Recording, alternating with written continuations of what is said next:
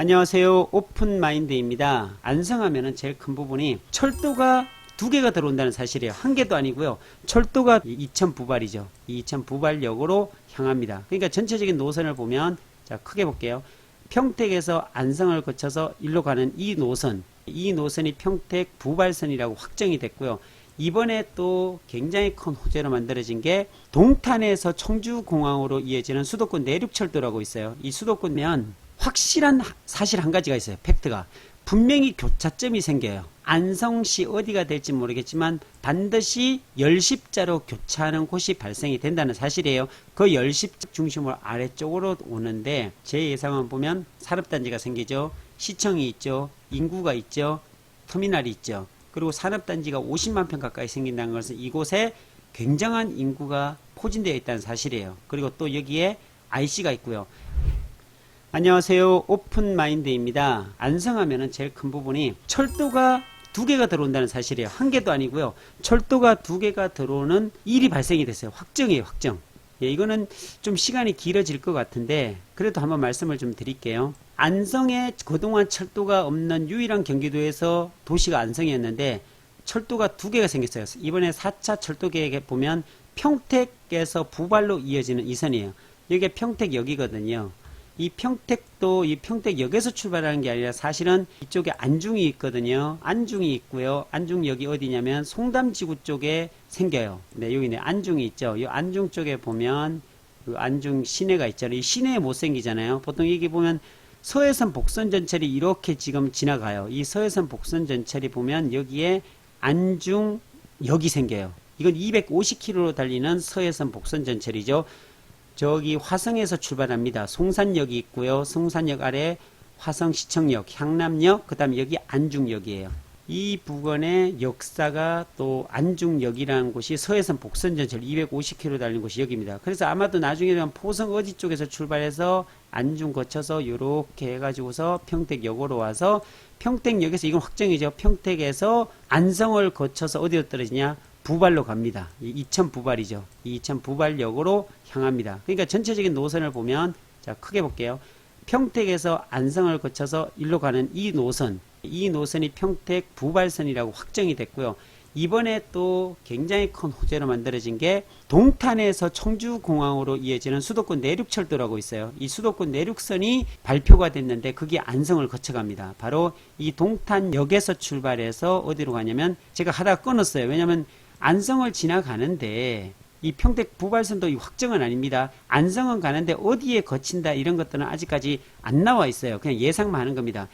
이것도 마찬가지입니다. 동탄에서 출발해 가지고서 안성을 거치는 건 확실해요. 그리고서 안성에서 어디로 가냐? 여기 바로 강해안 쪽에 떨어지는 걸 알고 있거든요. 강해안 쪽에 보면 진천 여기 IC가 생기겠죠. 이 전천에서 또 어디로 떨어지냐? 바로 청주공항으로 떨어져요. 이 청주공항으로 이어지는 이 선 바로 여기죠. 동탄에서 안성을 거치고 안성에서 진천, 진천에서 청주공항으로 이것도 확정입니다. 이게.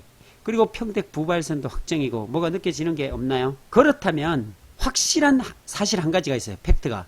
분명히 교차점이 생겨요. 안성시 어디가 될지 모르겠지만 반드시 열십자로 교차하는 곳이 발생이 된다는 사실이에요. 그 열십자로 만들어지는 환성역이 어디가 될까요? 안성에 있어요. 분명히. 근데 그 어떤 사람들은요, 공도에 사는 사람들은 공도 쪽으로 여기 환성이 생길 거다라고 하고요.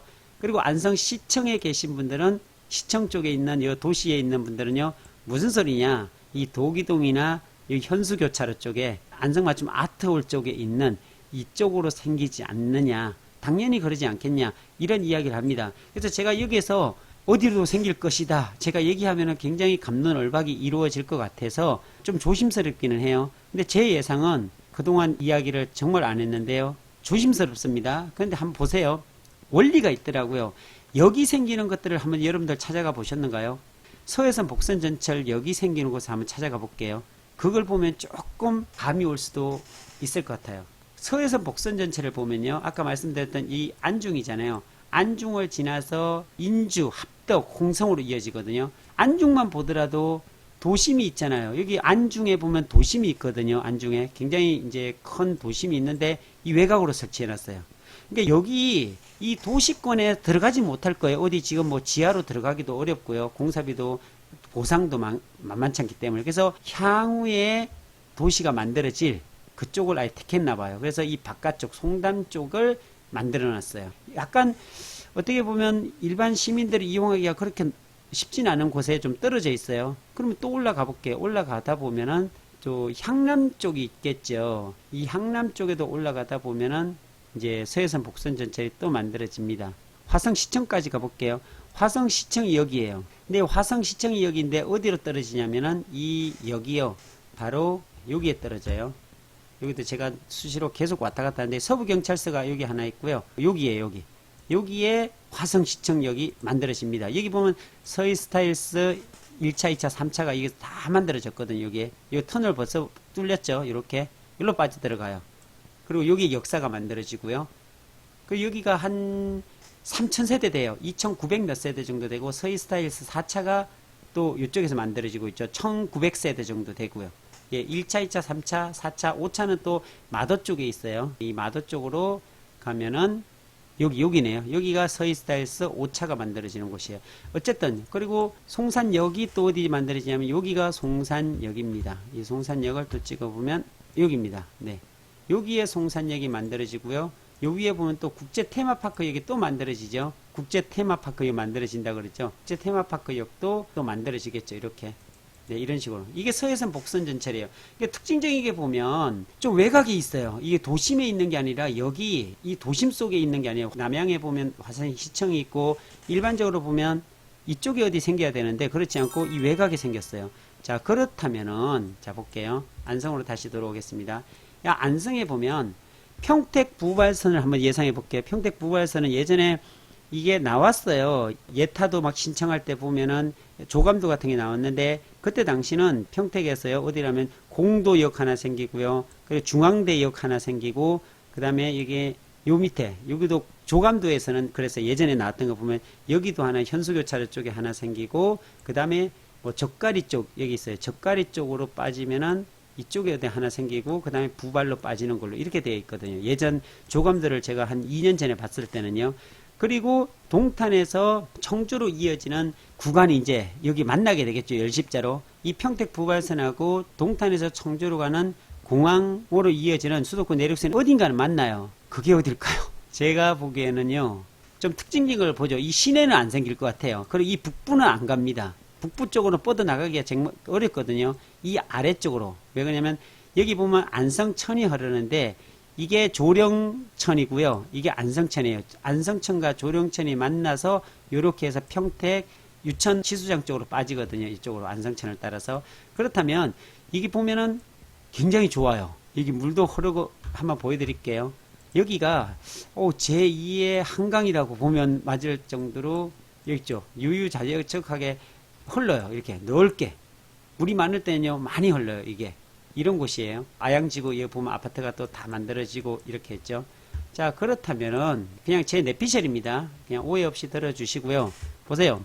버스터미널이 있습니다. 안성종합버스터미널이 있고 안성시청이 있어요. 이 안쪽 시내권에는 들어갈 수가 없다 그래서 분명히 시 외곽 쪽인데 이 위쪽 아니면 아래쪽인데 위쪽은 산으로 되어 있었고 여기는 또 다닐 수 있는 인구가 없습니다. 다 아래쪽으로 다니고 도심은 계속적으로 아래쪽으로 내려가요. 구례리에 또 여기 보면 SK 스마트 코폴리스 산단도 생기고 경찰서도 이 아래쪽으로 안성경찰서가 일로 생겼잖아요. 그리고 여기 보면은 아양지구가 개발이 되면서 사실은 여기에 도심을 이쪽으로 만들기 위해서 도기동 쪽 있죠. 이쪽으로 많이 풀었어요. 여기도 보면 보세요. 여기가 사실은 뭐였냐면 농업진흥구역이었어요. 옛날에 판짝이 되어 있죠. 다 보면 농업진흥구역으로 이렇게 판을 다 짜놨어요. 이렇게 이게 농업진흥구역이었어요. 근데 지금 어떻게 되어 있을까요? 여기 보면 공공청사가 되어 있고 자연녹지가 되어 있고 생산 녹지로도 되어 있고요. 이런 현상들이 지금 일어나서 도시가 지금 계속 확대되어 가고 있다는 사실이에요. 그러니까 사실은 여기 아양지구가 생기면서 이 도기도 안성 이동주민센터 중심으로 해서 계속적으로 여기도 도시계획을 이쪽으로 다 잡아놨었어요. 근데 지금 인구가 늘지 않다 보니까 멈춰놓은 상태거든요. 그리고 이쪽도 SK 뭐가 들어온다고 예전에 그래갖고 이쪽도 계획 다 잡혔어요. 여기 땅값 굉장히 비싸거든요. 어쨌든 철도는 이 아래쪽으로 오는 거는 거의 확실할 것 같아요. 이 아래쪽, 이 천을 중심으로 아래쪽으로 오는데 제 예상은 보면 산업단지가 생기죠. 시청이 있죠. 인구가 있죠. 터미널이 있죠. 그리고 산업단지가 50만 평 가까이 생긴다는 것은 이곳에 굉장한 인구가 포진되어 있다는 사실이에요. 그리고 또 여기에 IC가 있고요. IC가 있고 산업단지가 있고 철도가 어디로 들어와야 될까요? 저는 이 근처 아닐까 싶어요. 네. 이렇게 도심이 형성이 돼 있고 도심도 없고 인구도 없고 산업단지도 없는데 떵하니 역사가 만들어질 이유가 없거든요. 일반 역이란 것은 일반 자동차가 없이도 다닐 수 있는 일반 학생들이나 노인들이나 이런 분들도 이용할 수 있는 게 역이잖아요. 근데 그 역을 갖다가 생뚱맞게 이런 산악지역에 만들 수는 없잖아요. 그래도 도심에 사람들이 모여 있고 도심이 확대되어 가고 있는 과거에 있는 이 옛 도시에들은 못 만들지만 앞으로 새롭게 만들어질 그 도시에 만들지 않을까. 그게 바로 이 도기동, 안성, 이동 이 중심이거든요. 이쪽으로 보면 절대농지지만 이런 것들도 거의 해제될 가능성도 매우 높고요. 그렇다고 해서 절대농지를 사라는 이야기는 절대 아닙니다.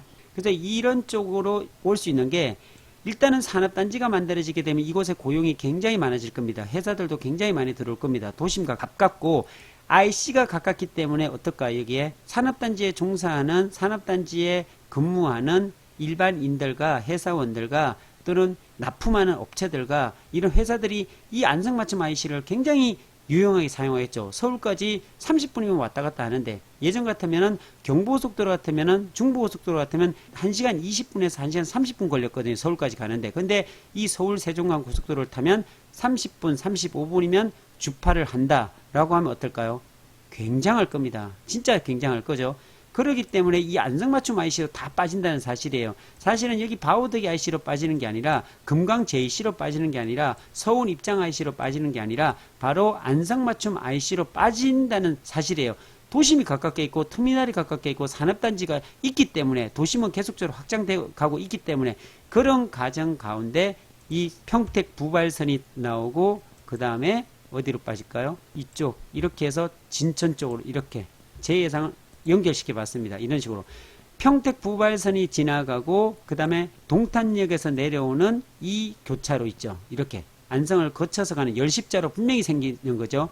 평택 부발선 철도와 동탄에서 청주공항으로 이어지는 충북 내륙철도가 만나는 그곳이 이어디 쪽일 가능성이 매우 높다는 사실이에요. 제 생각은 그래요. 산업단지 있고 도심이 있고 IC가 있고 사람들이 많이 이용하는 예상을 해볼 수 있고 이건 확정이잖아요. 어쨌든 철도가 안성을 지나간다는 것은 확정이에요. 평택 부발선이나 동탄에서 청주로 빠지는 수도권 내륙철도나 확정인데 그 이유를 찾아야 되고 근거를 찾아야 되잖아요. 그래서 저는 이 부근 아래쪽 이런 것들이 만들어지기 때문에 산업단지도 이렇게 만들어지고요. IC도 만들어지고 이런 사실이에요. 그러면 더 도심이 확대되면 아마도 종합운동장을 보면 알 수 있을 거예요. 이 종합운동장을요, 제가 정말 연구를 많이 했거든요.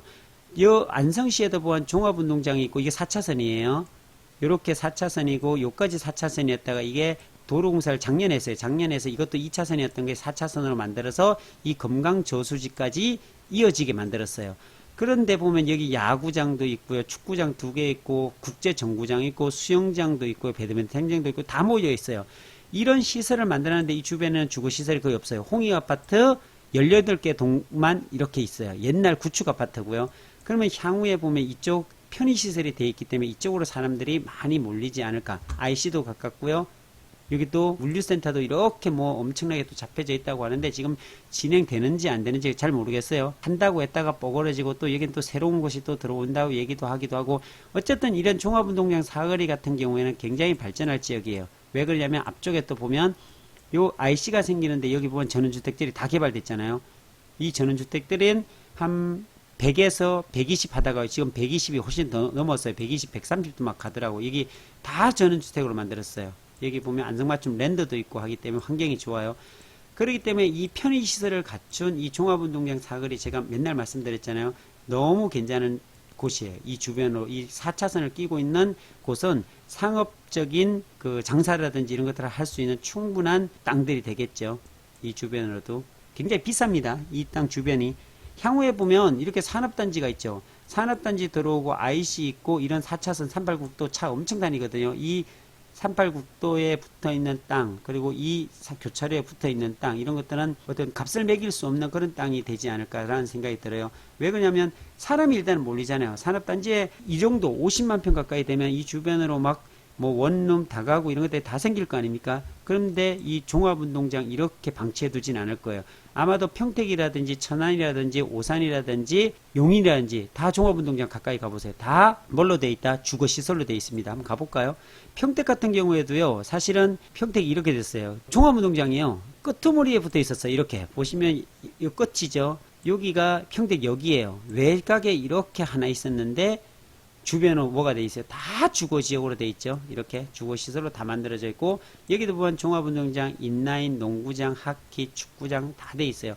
이게 남부만 그런 게 아니라 이 북부에 송탄에 있는 곳도 마찬가지예요. 이 송탄에도 보면은 여기도 보면 인라인 있고요, 소프트볼, 뭐 축구장, 그라운드 골프장 다 돼 있잖아요. 이 주변은 다 뭘로 돼 있어요? 주거지역으로 되어 있죠.